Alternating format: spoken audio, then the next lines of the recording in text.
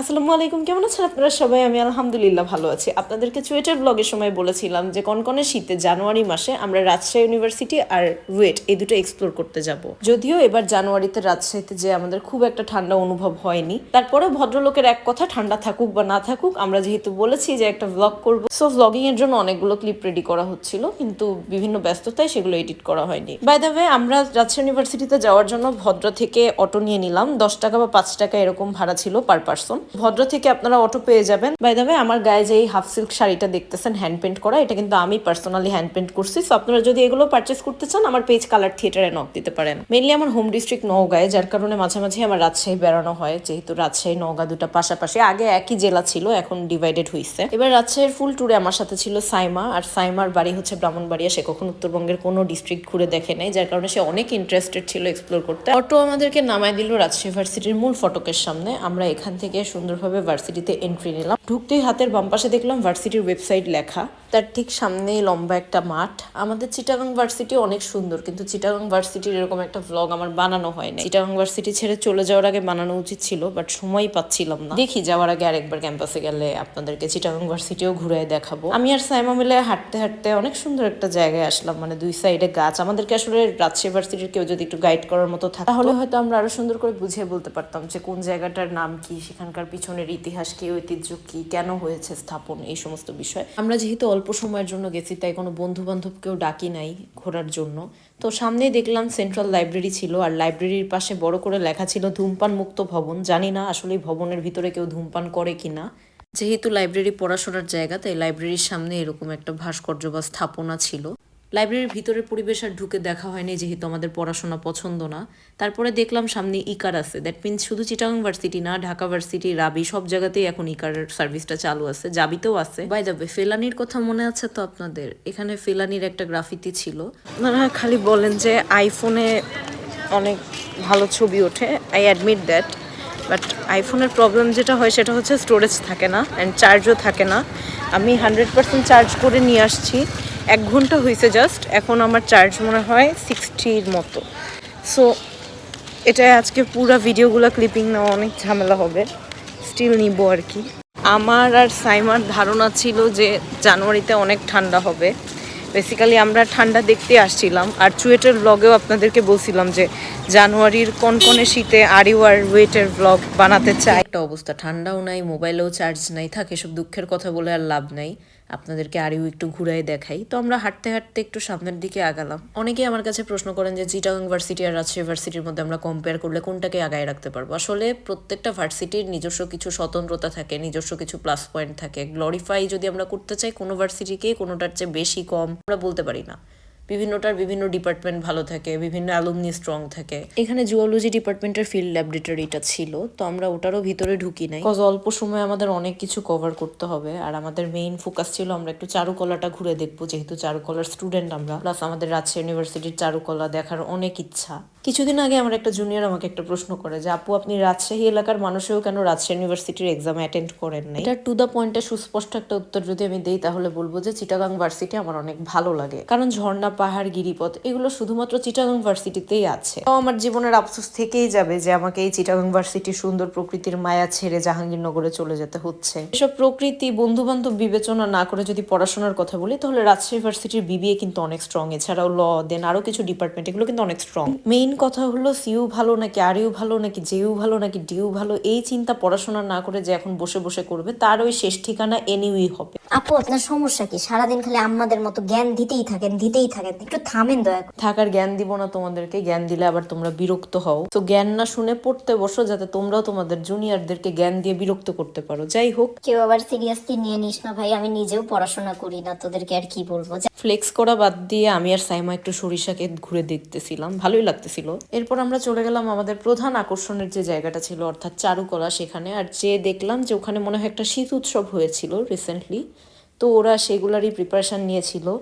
আমাদের যে 2 batch senior কিছু আপু ভাইয়াদের কাজ দেখলাম, ওনারা বাইরে পেন্টিং করছিল, আর ওদের ভাস্কর্যের কাজ ভাই পুরাই অস্থির, মানতেই হবে যে ওদের ভাস্কর্যের কাজগুলো আমাদের অনেক ভালো লাগছে। এত সুন্দর কাজ আমরা দেখবো আমরা ভাবি নাই। বিভিন্ন ভাস্কর্যের সামনে যে আমি আর সাইমা ছবি তুলতেছিলাম, আরে কি আর বলবো, জীবনে প্রথম কোনো ব্যাটার হাত ধরতে গেলাম, সে ব্যাটার আবার হাত নাই, কেমনটা লাগে। মানে একটা মানুষের প্রেম ভাগ্য যে কতটা খারাপ হইতে পারে কি আর বলবো। এখানে ওষুধের যে ওয়েস্টেজ গুলো থাকে সেগুলো দিয়ে একটা ভাস্কর্য করা ছিল। আর ভাস্কর্য ডিপার্টমেন্টটা মানতেই হবে যে ওদের অনেক গোছানো, অ্যান্ড ওদের 8টা ডিপার্টমেন্ট আছে। বলা যায় ওরা হচ্ছে ফ্যাকাল্টি, আমরা তো এখনো ফ্যাকাল্টি না, আমরা এখনো ইনস্টিটিউট।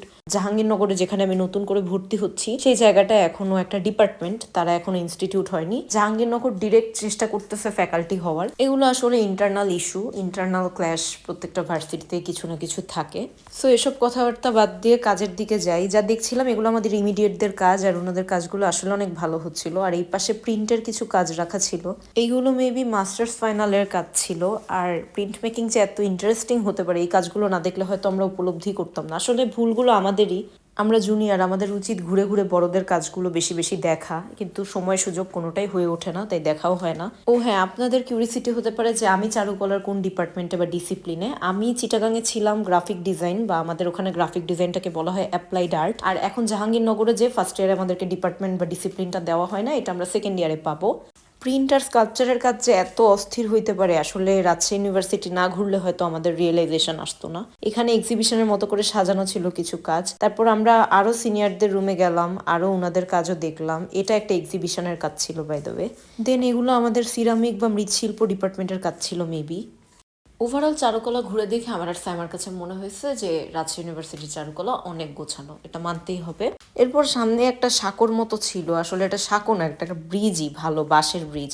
কিন্তু সাইমা যে কি ঢং করতেছে, সে সেটা দিয়ে হাঁটতে পারতেছে না, মনে হচ্ছে একেবারে অজপাড়া গায়ের তারে সাঁকো পার হইতে দেওয়া হয়েছে। আসলে জীবনে এত পশ কিডদের সাথে উঠা বসা করছি, নিজের অনেক ডাউন ফিল হয়। তো সাইমা তারপরে ওখান থেকে একটা কেকের মতো কিছু কিনছিল, এটা চারুকলার ভিতরেরই একটু খাওয়ার জায়গার মতো, মানে আমাদের ঝুপড়ি যেটা ওইটাই। দেন সে সামনের ডগোগুলাকে সেগুলো খেতে দেয়। তারপরে আমরা দুইজন কয়েকজনের পার্সপেক্টিভের কাজ দেখলাম। আসলে সাইমার সবচেয়ে ভালো লাগে পার্সপেক্টিভের কাজ, আর আমার সবচেয়ে বাজে লাগে পার্সপেক্টিভের কাজ, কারণ এটা আমার অনেক টাফ লাগে। কাজ দেখে দুইজন মিলে বের হয়ে গেলাম চারুকলা থেকে আর একটু অন্য জায়গা ঘুরে দেখার জন্য। আমি নিজেই ফুল, তোমার কানের ফুলের চেয়ে আমি সুন্দর। তার কানের ফুল নাকি আমি নষ্ট করতেছিলাম, এদিকে সে যে পাশে একটা ফুল নিয়ে বসে আছে সেটা সে উপলব্ধি করে না। কেমনটা লাগে, মানে আমাকে কি কোনো অংশে ফুলের চেয়ে কম লাগে আপনারা বলেন? তো এরপর আমরা দুজন খেতে গেলাম ক্যান্টিনে, আর ক্যান্টিনে যেয়ে দেখলাম খুদের ভাত ছিল মেবি। তো সাইমা ভালোভাবে খুদের ভাতটা খেতে পারে নাই, বাট খাবার আমার কাছে মোটামুটি মান ভালোই মনে হয়েছে, তেমন খারাপ লাগে নাই। পর খেয়ে দিয়ে আমরা দুইজন মিলে একটু শুট নিতেছিলাম আমার শাড়ির জন্য, যেহেতু আমার পেজে শাড়ির কোনো ছবি সেভাবে পোস্ট করা হয়নি। সো চাচ্ছিলাম যে একটু ভালো কিছু ছবি কালেক্ট করতে, যেটা আলহামদুলিল্লাহ তোলা হইছে। রাজশাহী শহরে আমার কাছে মনে হলো কম্পারেটিভলি খরচটা একটু কম হয়। চিটাগাংয়ে চাইলেও কম খরচে চলাফেরা করা যায় না, খরচ অনেকভাবে বেড়েই যায়। এরপর আমরা রিক্সায় করে আবার ক্যাম্পাস ঘোরা শুরু করে দিলাম। আমাদের হাতের সময় খুবই কম ছিল, 1 ঘন্টার মধ্যে ক্যাম্পাসের বাকি জায়গাগুলো ঘুরে শেষ করব, এটাই আমরা চিন্তা ভাবনা করছি। কারণ অলরেডি তখন 3টা ক্রস করে গেছে, 3:45টার মতো মেবি বাজে। তো আমাদেরকে রুয়েটও কভার করতে হইতো, মাগরিবের আগে এই জায়গাগুলো আমরা ঘুরে দেখে শেষ করতে চাচ্ছিলাম। সাইমাকে রাস্তায় আমি জিজ্ঞেস করতেছিলাম যে ওর কেমন লাগলো এই চিটাগাং থেকে রাজশাহী ঘুরতে এসে। অ্যাকচুয়ালি আমরা দুইজনই একটা জায়গায় সহমত ছিলাম যে চিটাগাং ঘোরার পরে বাংলাদেশের যেখানে আপনি ঘুরেন না কেন আপনার কাছে মনে হবে যে আপনি কিছু একটা কম দেখতেছেন। এখন কি কম দেখতেছেন সেটা আইডেন্টিফাই করা কঠিন, বাট আপনার মনে হবে যে আপনার মন ভরতেছে না। কিন্তু রাজশাহীর সবচেয়ে সুন্দর দিক এটাই যে রাজশাহী শহরটা কিন্তু অনেক পরিষ্কার। চিটাগাং কিন্তু আবার অত একটা পরিষ্কার থাকে না শহর এলাকাটা। রিক্সায় বসে আমার আর সাইমার মধ্যে একরকম ঝগড়াই শুরু হয়ে গেল, আর ইউ আর সিউ এগুলা নিয়ে কম্পারিজন করতে যায়। হোল ট্যুরেই সাইমার সাথে আমার অনেক বাক বিতর্ক হয়েছে, তারে আমি অনেক পেন দিয়ে কথাবার্তা বলে ফেলছি, সামটাইমস পার্সোনাল অ্যাটাক করে ফেলছি। এই অ্যাটাকগুলো আমরা দুইজনে অনেক মিস করব, যে একজন জাহাঙ্গীরে থাকবো একজন চিটাগাংয়ে থাকবো, আমরা চাইলেও আর দুইজন মিলে এভাবে ঝগড়া করতে পারবো না। এই জায়গাটায় সাধারণত খালি পায়ে উঠতে হয়, স্যান্ডেল পরে উঠা যায় না। তো এটা অনেক সুন্দর লাগতেছিল। এখানে আগেও আমার এসে অনেক ছবি তোলা হয়েছে। তো সাইমাকে বললাম যে তুই আবার আমার কিছু ছবি টবি তুলে দে। আমরা প্ল্যান করলাম যে সময় তাড়াতাড়ি চলে যাচ্ছে, আমাদের রুয়েটে তাড়াতাড়ি যেতে হবে। সো বেশি পেঁচালার না পেরে রুয়েটের দিকে যাব। যাওয়ার আগে এই সুন্দর গাছটা আবার পেয়ে গেলাম, এই গাছের সামনে যেও একটু ছবি টবি নিলাম, ভালোই লাগতেছিল গাছটা। আর এখানে একটা লাল কালারের ফুল ছিল মেবি, ফুলটা অনেক সুইট লাগতেছিল। যদিও ফুল ছিঁড়তে আমার ভালো লাগে না, আমাকে কেউ ছিঁড়ে দিলে আমি খুশি, বাট নিজে পারতপক্ষে আমি ফুল ছিঁড়ি না, তাও ভালো লাগলো দেখে ফুল ছিঁড়ে নিলাম। আর সাইমা এমনই এক ফুল চোর, সে কম করে হইলেও মনে হয় 50টা ফুল ছিঁড়ছে। সে যখন যেখানে যাবে ফুল ছিঁড়বে। এত কাপলদের মাঝে জীবনে কতটা কপাল খারাপ থাকলে সাইমার মতো একটা ব্রাহ্মণবাড়িয়ার মেয়ে নিয়ে এসব ট্যুরে আসা লাগে। আজকে মেয়ে নিয়ে আসতে হচ্ছে ঘুরতে। ছি সাইমা, এটা মানুষ নেগেটিভলি নিবে, মানুষকে পজিটিভলি ভাবতে দাও। ওকে গাইস, তো আপনারা হচ্ছে দেখতেই পাচ্ছেন যে আমরা ঘোরাঘুরি অলমোস্ট সমাপ্ত করছি, কারণ মোবাইল কানা ওরা দেখতে পাবে না। আজব। মানে আমরা হচ্ছে ঘোরাঘুরি অলমোস্ট সমাপ্ত করছি, কারণ আমাদের মোবাইলের চার্জ চলে যাচ্ছে। সো রুয়েটের ব্লগ আইফোন ইউজ করে চার্জ থাকে না পুর। আচ্ছা, তো আপনারা যারা জানেন যে হ্যাঁ আইফোন কেমন, মানে আইফোন যারা ইউজ করে না তারা এগুলো বুঝবে না। তো আজকের মতো ভিডিও আমাদের শেষ করতে হচ্ছে। রুয়েটের ব্লগ আনফরচুনেটলি দেখাতে পারতেছি না স্টোরেজের অভাবে। আর সাইমা যদি ওর স্টোরেজ আর ওর চার্জের কথা না চিন্তা করে আমাকে একটু ইউজ করতে দেয়, ওরটা দিয়ে আমি একটু রুয়েটাটা করব। তোমরা ব্লগ দেখতে চাও, এটা তো আমার তো দুইজন মিলে এসব খুনসুটি করতে করতে আমরা চলে গেলাম রুয়েটে যেও দেখলাম যে এরকম শহীদ মিনার ছিল। শহীদ মিনারের সামনে দিয়ে হাঁটতে হাঁটতে আমরা সব ভবনগুলো দেখছিলাম। রুয়েটের ব্যাপারটা অনেকটা চুয়েটের মতোই, মানে সবগুলো ভবনই অলমোস্ট দেখতে সেম, বাট রুয়েট একটা আলাদা প্যাটার্ন ফলো করে, চুয়েট একটা আলাদা প্যাটার্ন ফলো করে। এরপর আমরা দুইজন মিলে হালকা কিছু খাওয়া দাওয়া করলাম, করে পুরো জায়গাটা ঘুরে ঘুরে দেখছিলাম। এখানে একটা খেলার মাঠ ছিল, আর এদিকে ছিল শহীদ ওসমান হাদি হল। হলটা অনেক সুন্দর, আমরা দুজন বলতেছিলাম ভাই এটা হল না বাসা, মানে এত ভালো লাগতেছিল দেখতে। সো আমাদের আজকের ব্লগ এখানেই সমাপ্ত হচ্ছে। ভুল ত্রুটি হতে পারে, আমাদের ভুল ত্রুটি হয়ে থাকলে সেগুলো ক্ষমা সুন্দর দৃষ্টিতে দেখার অনুরোধ রইল। ভালো থাকবেন সবাই, আল্লাহ হাফেজ।